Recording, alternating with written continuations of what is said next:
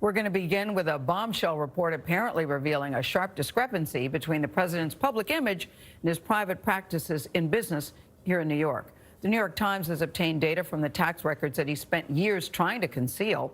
It shows that he's paid almost no federal income taxes recently, just $750 in 2016 and 2017, and nothing at all in 10 out of the 15 years before that. The data also shows he claimed major losses on his businesses, even as he publicly said they were thriving, and that he may be under severe financial pressure in the next few years, with hundreds of millions in loans reportedly set to come due. The president is forcefully denying the Times report, which CBS News has not verified. Paula Reid is at the White House. Paula, these are some pretty extraordinary findings. Good morning, Anthony. These are some extraordinary findings because they tell a very different story about the president and his business organizations than the one he has sold to the American public over decades. According to these new documents, in 10 of the previous 15 years, the president paid no income tax, largely because his businesses reported losing much more money than they actually earned. President Trump, in a press conference Sunday, denied a New York Times report that claims he only paid $750 in income tax in 2016 and 2017. It's totally fake news, made up, fake. We went through the same stories. You could have asked me the same questions 4 years ago. I had to litigate this and talk about it. Totally fake news. But when asked directly how much he did pay, Mr. Trump continued to tease the eventual release of his long-sought tax returns. I look forward to releasing that.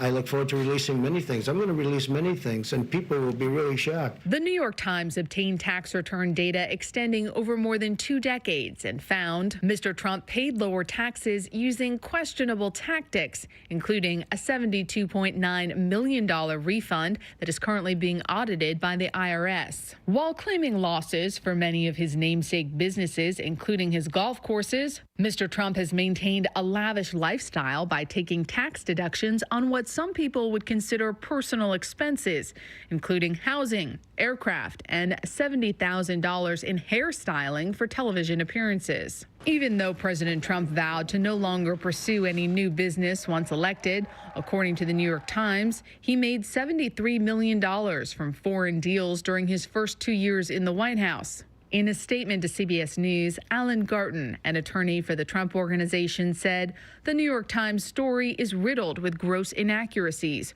Over the past decade, the president has paid tens of millions of dollars in personal taxes to the federal government. He also said the Times rejected our repeated requests that they show us any of the documentation, though the paper says it declined to provide records in order to protect its sources. The president has long refused to release his tax returns, the first president in modern history not to do so. I will release my tax returns against my lawyer's wishes when she releases her 33,000 emails that have been deleted.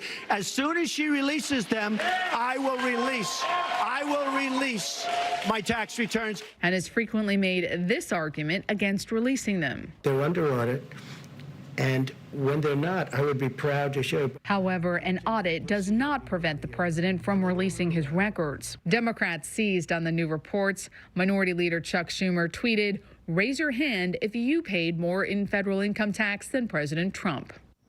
These new records suggest that the financial pressures on President Trump are mounting as hundreds of millions of dollars in loans he personally guaranteed are coming due. Now, usually excessive debt is seen as a potential national security vulnerability for public servants because it could open you up potentially to outside influence. Now, in addition to that IRS audit, the president and his Justice Department continue to fight subpoenas by New York State seeking other tax records and financial documents, all of which could potentially open the president up to criminal liability. Tony?